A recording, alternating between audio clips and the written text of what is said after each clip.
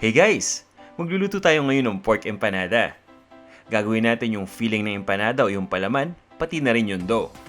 At gagawin natin yung dough from scratch. At guys, ito yung kumpletong listahan ng mga ingredients na gagamitin natin dito sa recipe na to, kasama ang sukat ng bawat isa. Kung handa na kayo, umpisa na natin. Gawin muna natin yung palaman o yung pork filling. Magpapainit lang tayo ng mantika sa isang cooking pot.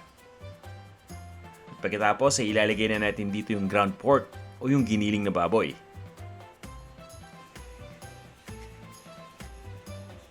Ang gagawin natin dito sa giniling na baboy ay lulutuin lang natin ito hanggang sa mag-light brown ang kulay.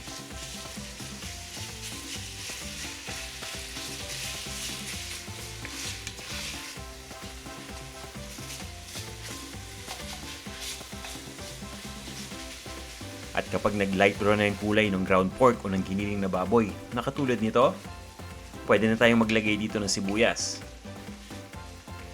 Naghiwa lang ako ng yellow onion, hiniwa lang natin ito ng malilit na peraso.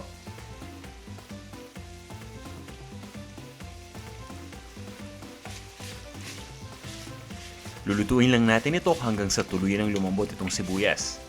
Pwede rin kayong gumamit ng puting sibuyas dito o ng pulang sibuyas. Ngayon naman ay maglalagay na tayo ng Worcestershire sauce. Ano daw yun? Ito guys yung tinatawag natin na Worcestershire sauce o kung babasahin natin ay Worcestershire sauce, di ba? Pero wag nyo nang problemahin yan. Kung wala kayong Worcestershire sauce, pwede tayong gumamit ng toyo dito. Ngayon naman, maglalagay lang tayo dito ng beef broth. Kung wala kayong beef broth na available dyan, okay lang yan. Pwede tayong gumamit ng tubig dito. Pero mas maganda sana kung dadagdagan natin ng beef cube o ng pork cube nang sa ganun ay mas maging malasa ito. Ngayon naman guys, ilagay na natin yung raisins o yung pasas. Sisimutin lang natin ito. At pagkatapos ay hahaluin lang natin.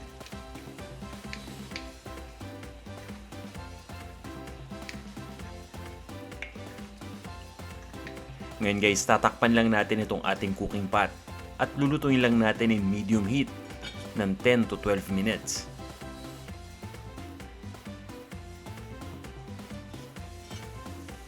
Makalipas ang 10 hanggang 12 minuto, ilalagay na natin dito yung ibang ingredients pa. Ang tinutukoy ko ay yung green peas, pati na rin yung carrots. Syempre yung patatas din.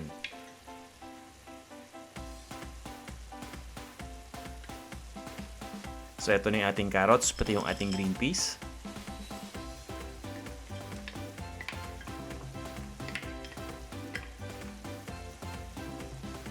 At isunod na natin dito yung patatas. Ngayon guys, hahaluin lang natin ito.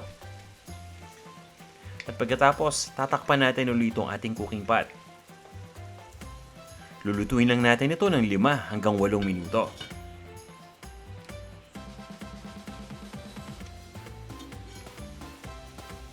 Ayan guys, lutong-luto na tong gulay. Pwede na natin ilagay dito yung seasoning. Syempre, pati na rin yung asukal. Guys, naglalagay lang ako dito ng mga 2 tablespoons ng brown sugar. Haluin lang natin ito at pagkatapos guys, ilagay na natin dito yung asin at yung pamintang durog.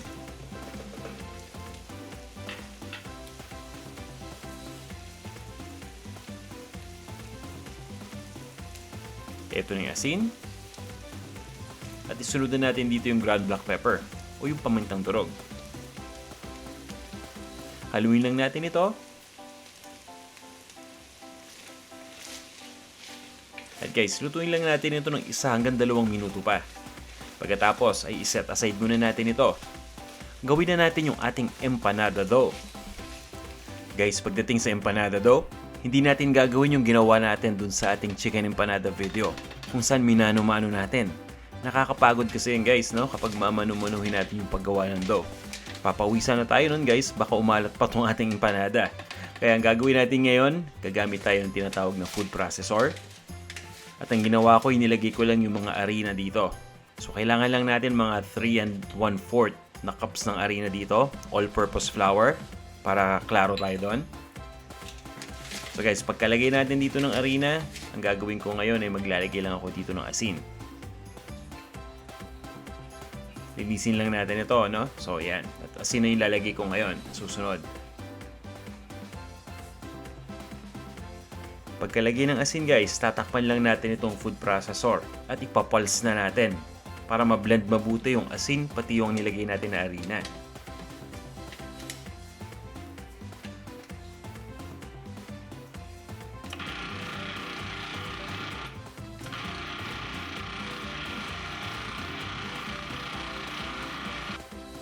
Ngayon naman guys, ilalagay na natin dito yung butter.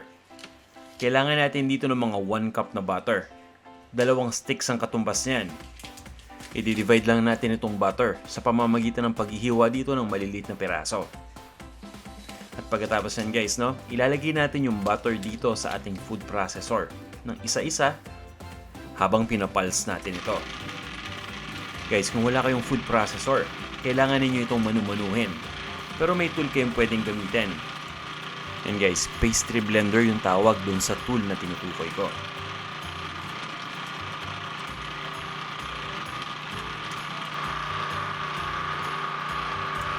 Ngayon na nilagay na natin lahat ng butter. Itutuloy lang natin yung pag-pulse ng mga 30 seconds pa. Pagkatapos nito guys, bubuksan lang natin itong ating food processor. Importante na nasa scrape natin lahat ng mga nandun sa side na mixture. Nang sa ganun ay mahalo din ito dun sa kabuuhan. Pagkatapos guys nito, ay sasara natin ulit itong ating food processor at itutuloy lang natin yung pag-process sa pamamagitan ng pagdagdag pa ng ibang mga ingredients. Maglalagay lang tayo dito ng itlog. Ang kagandahan dito guys na hindi ito masyadong magasto sa itlog. Isang pirasong itlog lang ang kailangan natin dito. At pagkatapos ay ilalagay na din natin dito yung gatas. Gumagamit ako dito ng fresh milk. Pero pwede kayong gumamit dito ng tubig kung walang fresh milk na available. Kung meron naman kayong evaporada dyan o yung evaporated milk, pwede rin ninyong gamitin yan. Guys, pagdating sa gatas, dahan-dahan natin itong ilalagay. So guys, mga 10 tablespoons yung kabuuhang dami ng gatas na kailangan natin dito. Pero hindi natin yan lalagay ng sabay-sabay. Gradually lang natin itong ibubuhos, mga 2 to 3 tablespoons lang at a time.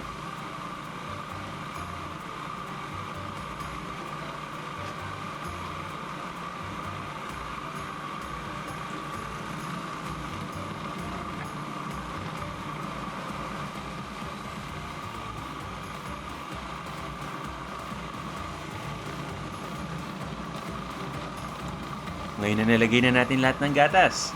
Halos tapos na tayo. Pabayaan lang natin itong mag-pulse pa ng mga 20 seconds. Pagkatapos, ay tatanggalin lang natin yung ating dough dito sa food processor.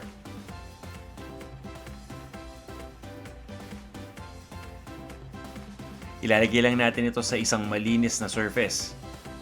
At pagkatapos ay pagsasama-samahin lang natin.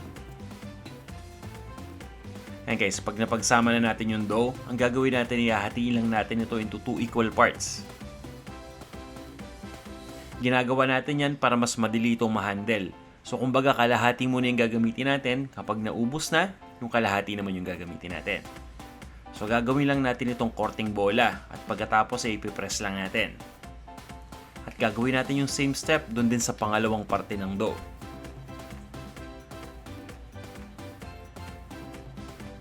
Pagkatapos nito guys, ay itatabi muna natin ito. Babalutin lang natin ito ng cling wrap at ilalagay lang natin ito sa loob ng refrigerator para mag-chill ng mga 20 to 25 minutes. Pagkatapos nating ma-chill yung dough, kukuha lang ako ng isang piraso nito at ipa-flatten na natin ito gamit ang rolling pin.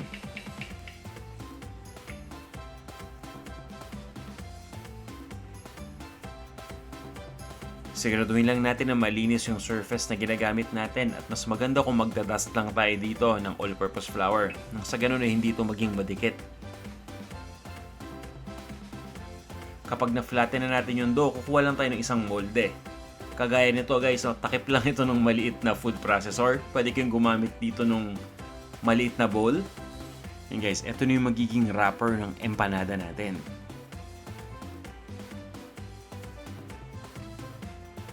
So i-maximize lang natin yung area na nandito. Pero huwag kayong mag-alala, no, kung merong natira pa, yung mga tinatawag nating retaso, magagamit pa rin natin yan.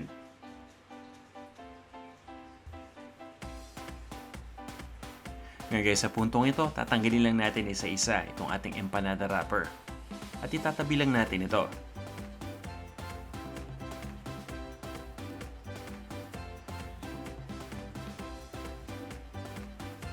At para pa dun sa natirang dough, yung hindi umabot dun sa korte, ang gagawin natin guys ay bibilugin natin ulit at pagkatapos ay ipa-flatten ulit natin gamit yung ating rolling pin. Basta guys, no, dun sa dough na to, dito sa unang batch, makakagawa tayo ng mga 9 hanggang 10 piraso ng empanada wrapper. At dahil isang bahagi pa lang to, sa kabuuan makakagawa tayo ng 18 hanggang 20 wrapper. Guys, ready na yung ating empanada dough. Ibig sabihin yan, pwede na tayong magbalot ng filling dito. Simple lang ang pagbalot ng filling at papakita ko sa inyo yung pinakamadaling paraan para gawin ito. At ito guys yung filling natin. So ang gagawin natin, sasandok lang tayo ng ating ground pork na empanada filling. Ilalagay natin sa gitna. Ayan. At pagkatapos nito, ititiklop lang natin itong ating wrapper. Yung magkabilang dulo lang guys ha, ititiklop natin. Pagdidikitin lang natin.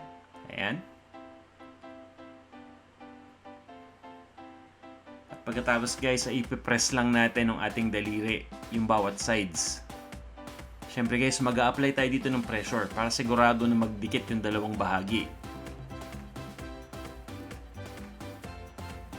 And then guys, nagmumukhang parang fortune cookie ng itsura nito. Pero para mas makasigurado tayo, gagamit tayo ng tinidor. Ito guys yung sinasabi kong pag-seal dito. Simpleng-simple lang. Mag-a-apply lang tayo ng konting pressure. Ipipress lang natin yung dulo ng tinidor dito sa dulo ng ating empanada.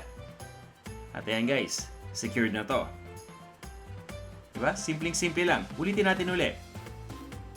Kukuha tayo uli ng empanada wrapper. Ilalagay natin yung ating pork filling sa gitna. This time, sisiguraduhin natin na mas magiging secure, okay? So, titiklupin natin uli o ititiklop natin uli yung magkabilang dulo nito. Siguraduhin lang natin na na-press natin yung mga dulo nang sa ganun yung magdikit itong mabuti. Pagkatapos guys, ay kukuha ulit tayo ng tinidor. Ilalagay natin ito flat dito sa ating plato. So guys, ang ginagawa natin ngayon, inuulit lang natin yung ginawa natin kanina. Pero ang kaibahan nito, kapag masil na natin o kapag selyado na isang bahagi nitong empanada, babalik ta rin naman natin ito. Nang sa ganon, masil naman natin yung kabilang side din. Kumbaga nagiging sigurista lang tayo. O nga pala guys, sa puntong ito dapat na preheat na natin yung ating oven ng 400 degrees Fahrenheit. At ang katumbas niya ay mga 204 Celsius. Dahil ang gagawin natin maya-maya lang guys, ay ililipat lang natin ito sa isang baking tray na may parchment paper. At pagkatapos nito guys, ay ilalagay lang natin ito sa oven para ma-bake.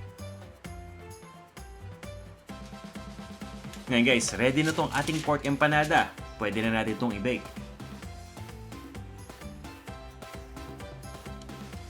Ilalagay lang natin ito sa oven. At guys, i-bake lang natin ito ng 15 minuto. At habang binibake ito, i-prepare na natin yung ating egg wash. Paghahaluin lang natin yung egg white, pati na rin yung gatas. At i-beat lang natin ito. Pagkatapos, i-brush lang natin dito sa ating empanada. So guys, para saan ba tong egg wash? Actually, dalawa yung purpose niyan. Mapapansin niyo, puti pa tong empanada kahit na na-bake na natin ng 15 minutes. Yung gatas dun sa egg wash ay makakatulong para ma-brown itong ating empanada. At yung egg white naman, nagpapakintab yun dito. Itutuloy lang natin ang pag-bake dito ng 5 to 7 minutes pa. Pagkatapos guys, ready na to. Ililipat ko lang muna to dito sa isang plato. At maya-maya lang guys, ay ililipat ko na to sa isang serving plate. Pagkatapos, i-serve na natin ito.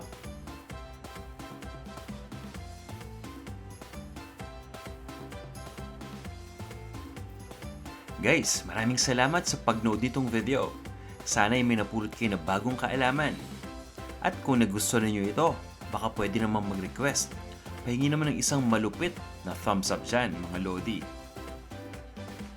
And guys, kung hindi pa kayo nagsasubscribe, iniimbitahan ko kayo na mag-subscribe dito sa ating Panlasang Pinoy YouTube channel. Ito na ang ating pork empanada. Tara guys, kain na tayo.